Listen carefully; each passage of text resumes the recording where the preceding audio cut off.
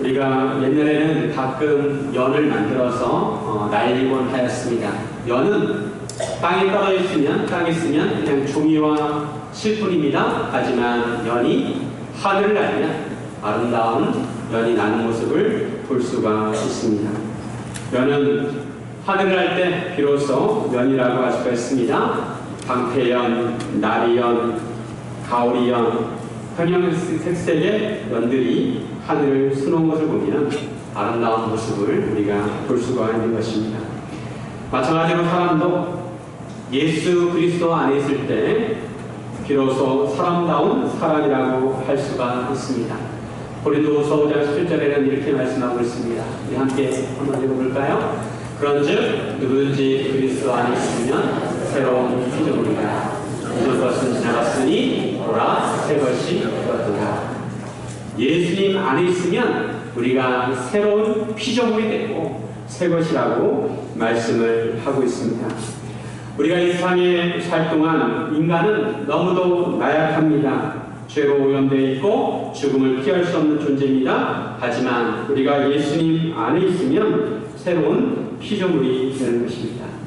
이제 설날이 얼마 남지 않았습니다. 설날이 다가오면 아이들에게 새 옷을 해줍니다.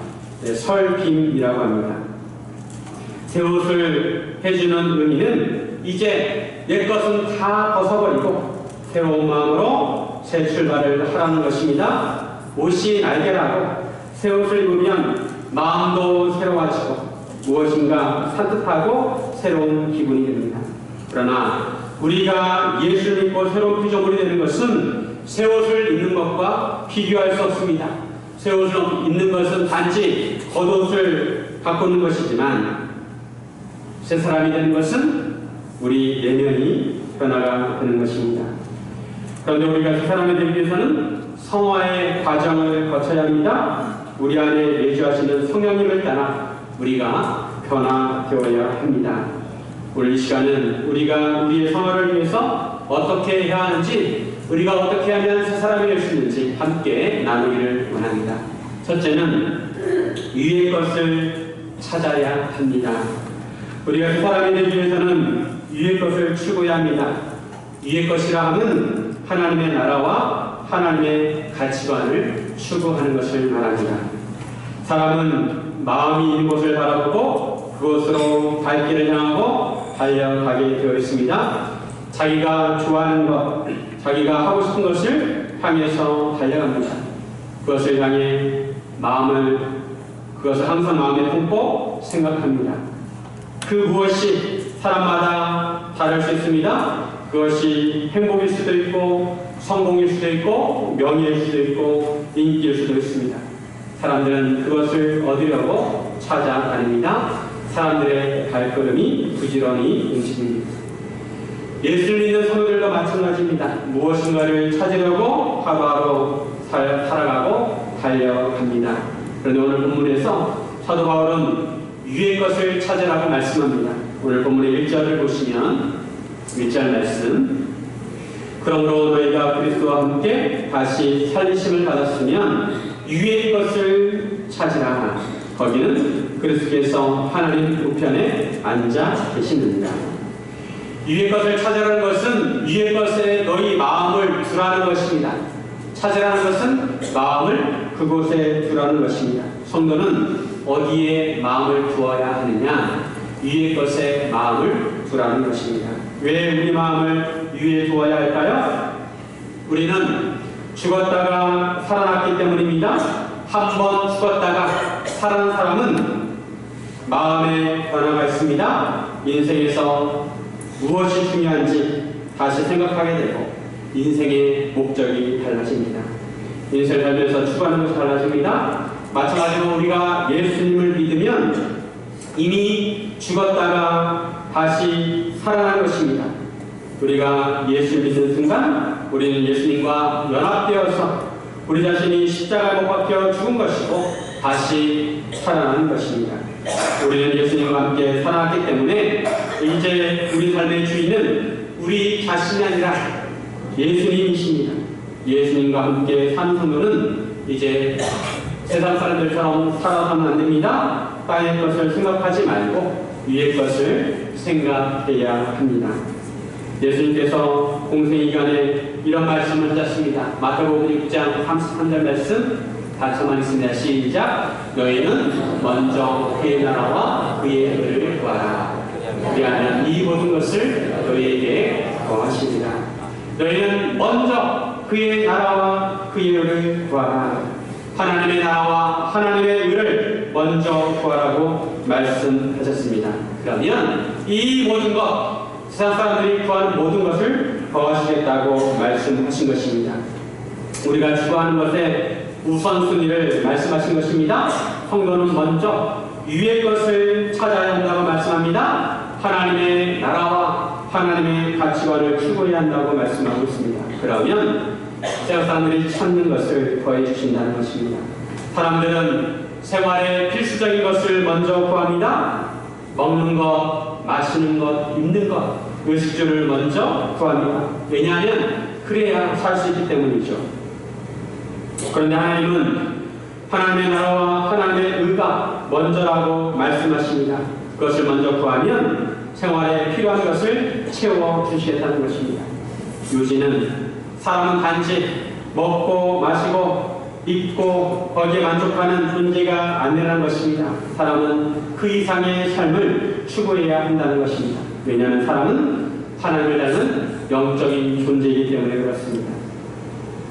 전래동화 중에 금도끼, 은도끼 이야기를 잘 아실 것입니다. 어떤 홀 어머니를 모시고 사는 나무꾼이 나무를 하기 위해서 도끼질하다가 도끼를 그만 연못에 빠뜨리게 되었습니다. 나무꾼에게 도끼가 얼마나 소중합니까? 나무를 위해서 하루하루 밥을 벌어먹고 사는 나무꾼은 도끼를 펴놔서 슬피 울고 쳤습니다. 그때 연못에서 늙은 노인이 나타나서 묻습니다. 이 금도끼가 네 것이냐? 나무꾼이 뭐라고 말합니까? 그 도끼는 제 도끼가 아닙니다. 제 도끼는 새 도끼입니다. 그러자 이번에 늙은 노인이 은도끼를 보여주면서 이 도끼가 네 것이냐? 나무꾼은 아니라고 하면서 제 도끼는 새 도끼입니다. 그러자 이 늙은 노인이 나무꾼의 착한 심성을 보고 새도끼뿐만 아니라 금도끼와 은도끼도 함께 주게 되었습니다.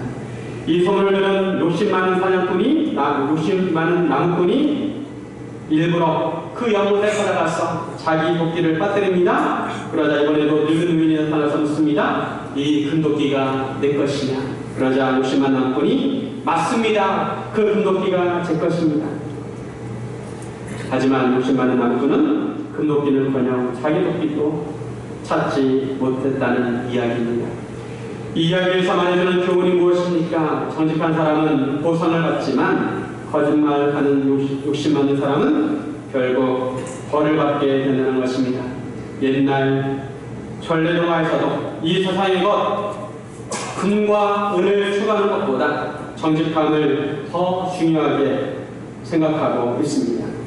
성도들이 위의 것을 찾는다는 것은 하나님의 나라와 가치관을 추구한다는 것입니다. 이 세상에서는 가장 가치 있는 것을 금으로 여깁니다. 하지만 하나님의 사랑은 금보다 은보다 하나님의 가치관을 더 소중하게 생각해야 합니다. 우리가 예수를 믿는 순간 우리는 다시 태어나게 되었으므로 우리는 이 세상의 가치관을 버리고 하나님의 나라의 가치관을 가지고 살아야 하는 것입니다. 여기서 한 가지 비밀은 우리 생명이 숨겨져 있다는 것입니다. 3절 말씀 보시면 3절 말씀 이는 너희가 죽었고 너희 생명이 그리스도와 함께 하나님 안에 감추어졌습니다. 우리가 예수를 믿으면 영생을 얻는데 이 세상에서는 예수를 믿는다고 특별하게 달라지는 것이 없습니다. 세상 사람들과 비교해서 뚜렷한 차이점이 없습니다. 왜냐하면 우리 생명은 그리스도와 함께 하나님 안에 감추어졌기 때문에 그렇습니다. 하지만 우리 생명이 언제 나타나냐면 그리스도께서 다시 나타나실 때, 그리스도께서 이 땅에 오실 때, 다시 오실 때 그리스도와 함께 비로소 영광 중에 우리 생명이 나타나게 된다는 것입니다. 예수님을 믿으면 영생을 가졌고 천국을 기업으로 받는다고 하는데 이 세상에서는 그것을 확인할 수 없습니다. 우리 생명이 감추어져 있습니다. 세상 사람들과 달라 보이는 것이 거의 없습니다. 그러나 예수님께서 다시 오실 때는 우리 생명이 세상 사람들과 똑같지 않다는 것이, 다르다는 것이 그때 비로소 나타나게 되는 것입니다.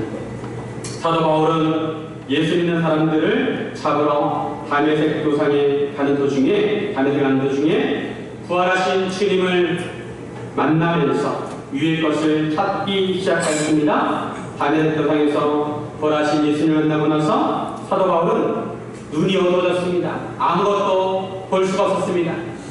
하나님 보내신 아나니아가 그에게 안섰을 때 그의 눈에서 비늘이 벗겨지게 되었습니다.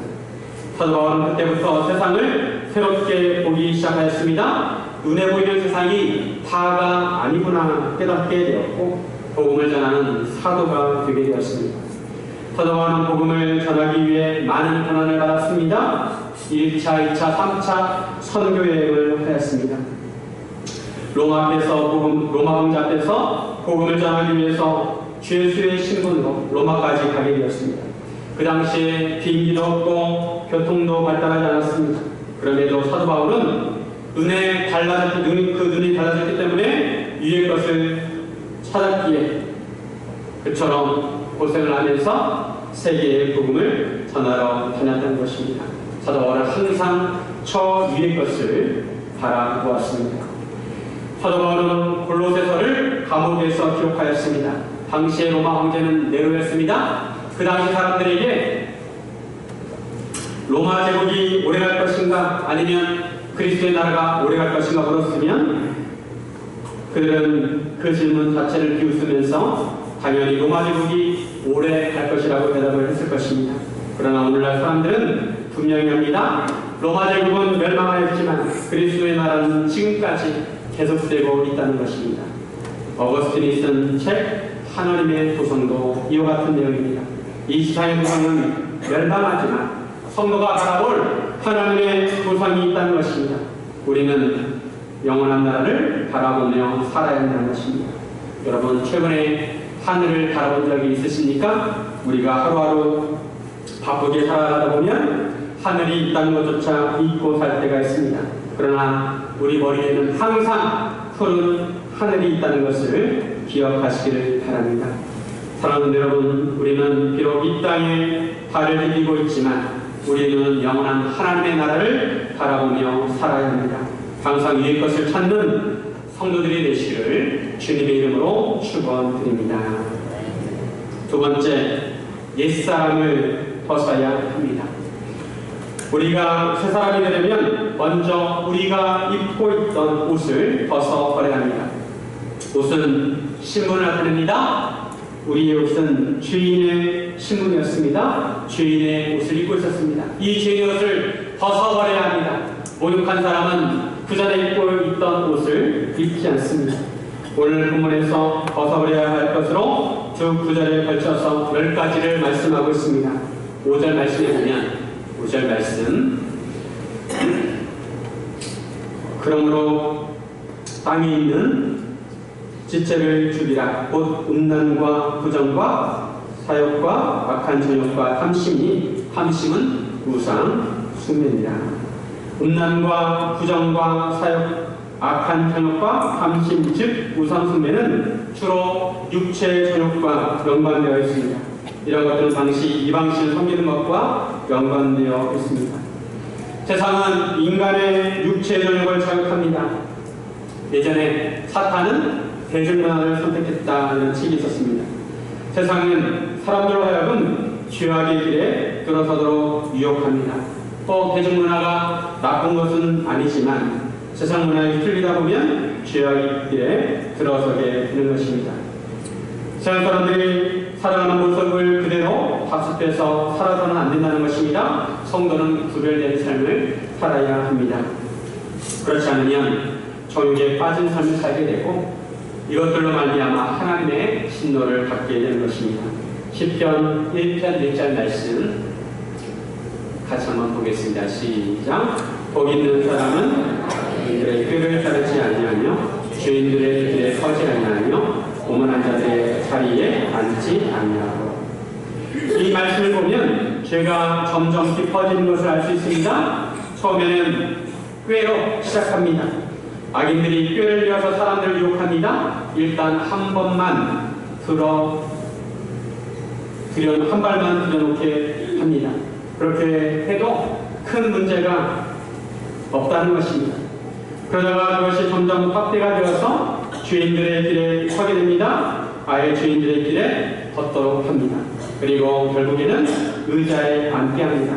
오만한 자들의 자리에 앉게 합니다. 이것이 바로 죄의 습성입니다. 처음에는 호기심으로 시작했다가 점점 죄가 심각해지는 것입니다.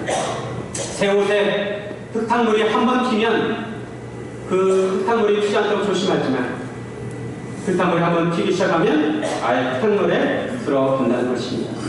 또한 벗어버려야 할 옛 옷에 해당되는 것으로 두 번째 목록은 말에 대한 것입니다. 8절 말씀, 8절 같이 한번 읽겠습니다. 8절 말씀 8절을 같이 한번 읽습니다. 시작. 이제는 너희가 이 모든 것을 벗어버리라. 곧 분함과 노여움과 악의와 비방과 너희 입의 부끄러운 말이라. 사람의 말은 힘을 가지고 있습니다. 사람을 죽이기도 하고 사람을 살리기도 합니다.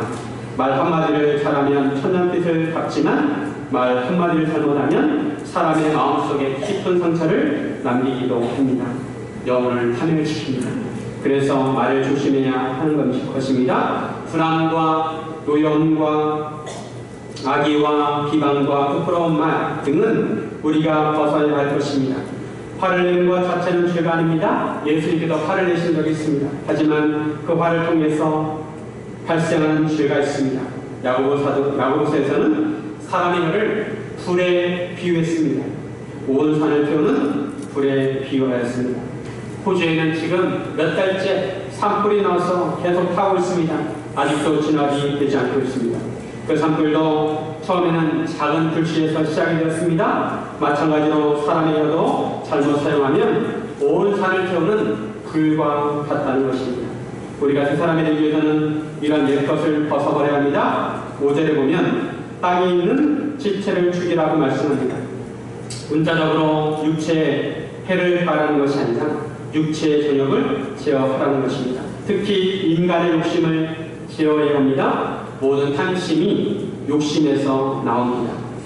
사람들이 왜 우상을 섬깁니까? 자기 욕심을 채우기 위해서 우상을 섬깁니다.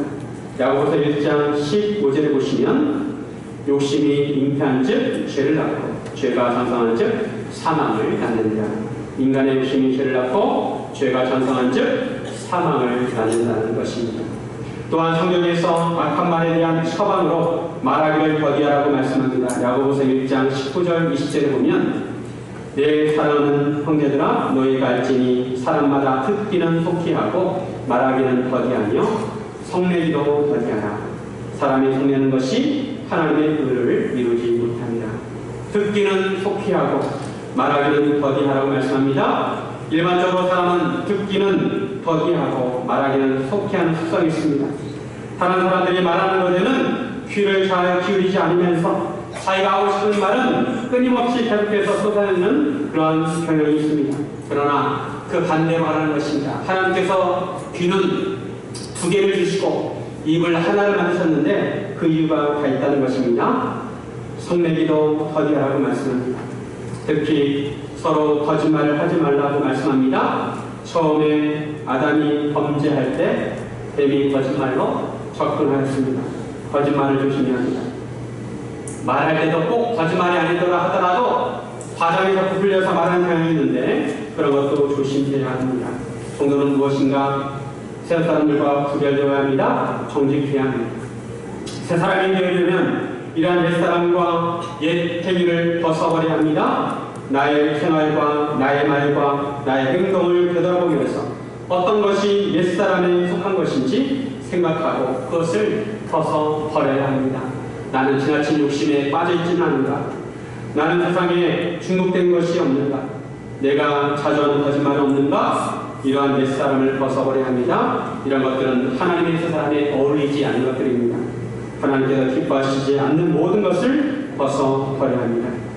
우리의 더러운 것들을 모두 다 벗어버리는 성도들 되시기를 주님의 이름으로 축원드립니다. 셋째로 우리는 새 사람을 입어야 합니다. 우리가 하나님의 새 사람이 되려면 새 옷을 입어야 합니다. 우리 10절 말씀 같이 한번 읽습니다. 10절, 오늘 본문의 10절. 새 사람을 입었으니 이는 자기를 창조하신 이의 형상을 따라 지시에까지 새롭게 하심을 입은 자니라. 우리가 새 사람이 되려면 인간 본래의 형상을 되찾아야 합니다. 사람 본래 하나님의 형상을 닮아서 창조되었습니다. 하나님의 성품과 인격을 닮았습니다. 우리 겉사람뿐만 아니라 속사람까지 지시에까지 새롭게 되어야 합니다. 12절에 보시면 그러므로 너희는 하나님의 택하사 거룩하고 사랑받는 자처럼 긍휼과 자비와 겸손과 온유와 오래 참음을 누리고. 우리가 새 사람이 되기 위해서는 갖춰야 할 그런 구체적인 덕목들입니다. 새 사람은 긍휼히 여길 줄 알아야 합니다. 불쌍한 사람을 보면 그 사람을 동정하고 어려운 사람을 보면 함께 마음을 같이 해야 한다는 것입니다. 자비로워야 합니다. 너그러워야 합니다. 겸손해야 합니다. 다른 사람을 자기보다 낮게 여겨야 합니다. 온유해야 합니다. 오래 참을 수 있어야 합니다. 요즘은 스피드 시대라서 오래 참기가 쉽지 않습니다. 인터넷이 느리거나 와이파이가 느리면 속이 터집니다. 그래도 오래 참을 수 있어야 합니다. 다 때가 있다는 것입니다. 이외에도 우리가 새 사람이 되기 위해서는 여러 가지 방법을 말씀하고 있습니다. 13절에 보시면 누가 누구에게 불만이 있거든 서로 용납하여 피차 용서하되 주께서 너희를 용서하신 것 같이 너희도 그리하고. 새 사람은 용서할 줄 알아야 합니다. 용서는 사실 쉬운 문제가 아닙니다. 사람이 함께 살다 보면 본의 아니게 다른 사람에게 상처를 줄 수가 있습니다. 상대방에게 상처를 주기도 하고 내가 상처를 받기도 합니다. 이런 경우 내가 받은 상처로 인해서 마음에 불만이 쌓이고 상대방에 의해서 분노가 일어나고 미워하는 감정이 생깁니다. 이런 감정을 가지고 상대방을 대하다 보면 서로 간에 앙금이 쌓이게 되어 있습니다. 이럴 때 새 사람은 서로 용납할 수 있어야 하고 피차 용서하라고 말씀합니다. 혹시 마음속으로 용서하지 못하고 있는 사람이 있으십니까? 하나님께서 새 사람이 된 우리에게 용서할 것을 명령하십니다. 베드로는 형제가 잘못했을 때 몇 번 용서해야 합니까? 라고 예수님께 물었습니다. 자기 생각에는 7번만 용서해도 많이 용서하는 것이라고 생각하고 그렇습니다. 그러나 예수님께서는 7번씩 70번이라도 용서하라고 하셨습니다. 어떻게 한 번 용서하기도 쉽지 않은데 7번씩 70번을 용서할 수 있을까요? 예수님께서 1만 달란트 빚진 자의 비유를 말씀해 주십니다. 어떤 종이 임금에게 1만 달란트 빚을 졌습니다. 그 종에게는 갚을 수 있는 것이 아무것도 없었습니다. 그 주인이 그 종과 아내와 자식들과 모든 것을 다 팔아서 갚게 하라고 했습니다. 그 사람은 물론이고 가족까지 노예가 되어 신세가 되었습니다. 그러자 이 종이 손을 싹싹 빌면서 주인에게 사정합니다. 조금만 참아주세요. 조금만 참아주시면 제가 다 갚겠습니다. 주인은 그 종이 하도 불쌍해서 그 종을 놓아주고 그 빚을 다 탕감해 주었습니다. 기적 같은 일이 일어났습니다. 여러분 빚진 사람의 마음을 아시지 않습니까? 다 항상 그 마음이 눌려져 있습니다. 그런데 그 빚을 다 탕감해 주면 얼마나 속이 시원하겠습니까? 그런데 이 종이 빚을 다 탕감받고 나서 길에 가다가 자기에게 100데나리온 빚진 동료를 만납니다. 이 종은 그 동료의 멱살을 잡고 빚을 갚으라고 옥에 가둬버렸습니다. 그 종이 그 동료가 조금만 참아달라고 사정을 해도 봐주지 않았습니다. 이 사실을 주인이 알게 되어서 주인이 탕감해줬던 그 종을 옥에 가두게 되었습니다. 그때 주인이 한 말이 있습니다. 마태복음 18장 33절 내가 너를 불쌍히 여긴 것 같이 너도 내 동료를 불쌍히 여김이 마땅하지 아니하냐 하고. 도저히 갚을 수 없는 1만 달란트 빚을 환갑받을 정도로 불쌍히 여김을 받았으면 100다니엘 100데나리온 빚진 자를 불쌍히 여기는 것은 당연하다는 것입니다. 예수님께서 이 비유를 들어서 말씀하십니다. 마태복음 18장 35절 말씀 같이 한번 읽습니다. 시작. 너희가 각각 마음으로부터 형제를 용서하지 아니하면 나의 판을 아버지께서 너희에게 이와 같이 하시리라. 우리가 예수님을 믿음으로 죄사함을 받은 것은 우리가 하나님으로부터 1만 달란트의 빚을 환갑받은 것과 같다는 것입니다. 그리고 우리 형제가 나에게 잘못한 것이 있으면 그것은 100데나리온의 빚을 진 것과 같다는 것입니다. 1만 달란트와 100데나리온은 비교할 수 없는 그런 차이가 있습니다. 한 데나리온은 하루 품삯입니다. 한 데나리온은 하루 우리가 열심히 해서 버는 하루 일당이라고 할 수가 있습니다. 이에 비해서 한 달란트는 6천 데나리온입니다. 한 노동자가 한 푼도 쓰지 않고 6천일 동안 모아야 하는 돈입니다. 그런데 1만 달란트는 6천만 일을 일해야 합니다. 1년에 주일 빼고 310일을 일한다고 하면 19만 3천년을 19만 3천년을 일해야 한다는 것입니다. 1만 달란트는 인간이 100년도 못 사는데 20만 년 가까이 벌어야 갚을 수 있는 돈이라는 것입니다. 하지만 100데나리온은 100일에 대한 품삯입니다. 우리가 하나님으로부터 용서를 받았다면 우리가 다른 형제자매를 용서하는 것은 지극히 당연한 것입니다. 만약 그렇지 않으면 하나님께서도 우리를 용서하지 않으신다는 것입니다. 그러므로 우리는 항상 은혜에 빚진 자의 심정이 있어야 합니다. 나는 하나님으로부터 1만 달란트 빚을 상감받은 자라는 그러한 의식이 있어야 한다는 것입니다. 나는 도저히 용서받을 수 없는 그런 죄를 지었는데 하나님으로부터 용서받은 사람이다. 항상 그렇게 생각하고 있어야 하는 것입니다. 그럴 때 다른 형제자매를 용서해 줄 수가 있는 것입니다.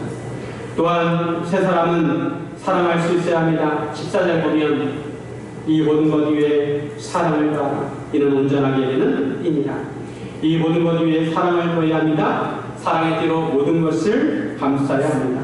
이러한 사랑은 감정적인 사랑만이 아니라 의지적인 사랑도 포함됩니다. 감정적으로는 사랑할 수 없지만 의지적으로 사랑해야 한다는 것입니다. 또한 그리스도의 평강이 너희 마음을 지정하게 하라고 말씀합니다.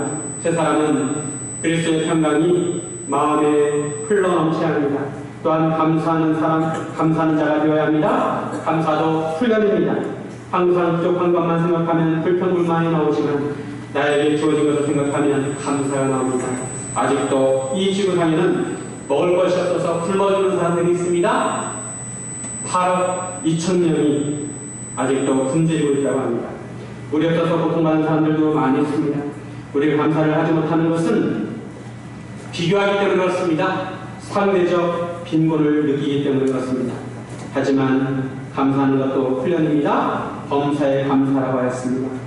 감사 훈련하는데 감사 노트를 매일 쓰는 것도 도움이 됩니다. 찬양 중에 1만 가지 이유라는 찬양이 있습니다.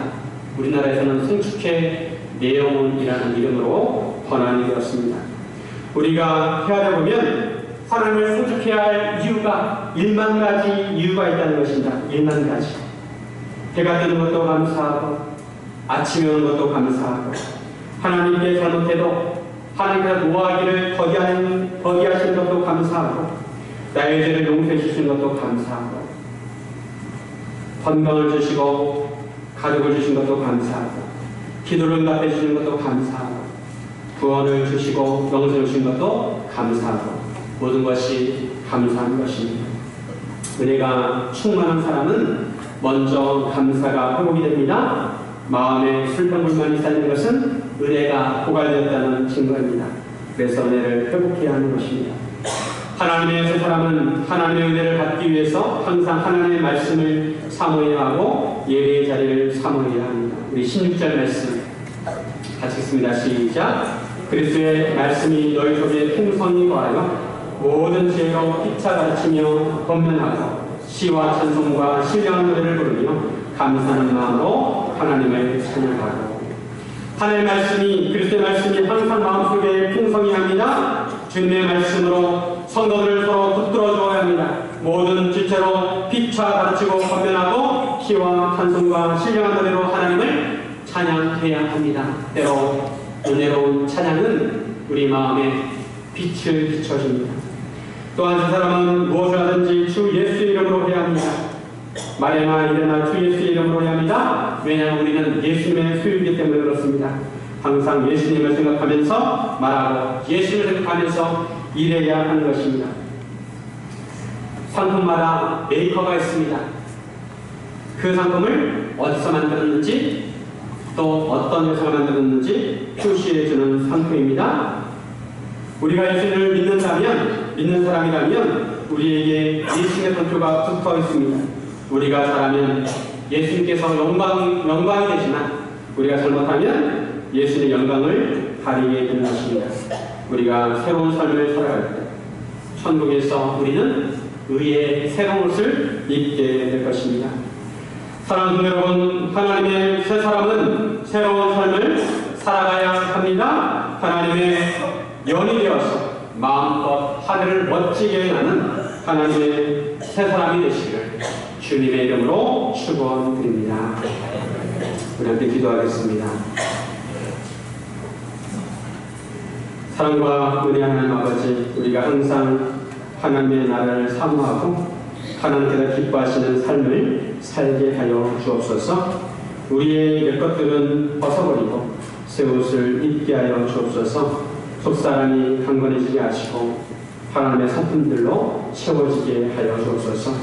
그리하여 세상 사람들이 우리를 볼 때마다 살아계신 하나님 형상을 보게 하여 주옵소서. 감사드리며 예수님의 이름으로 기도드립니다. 아멘.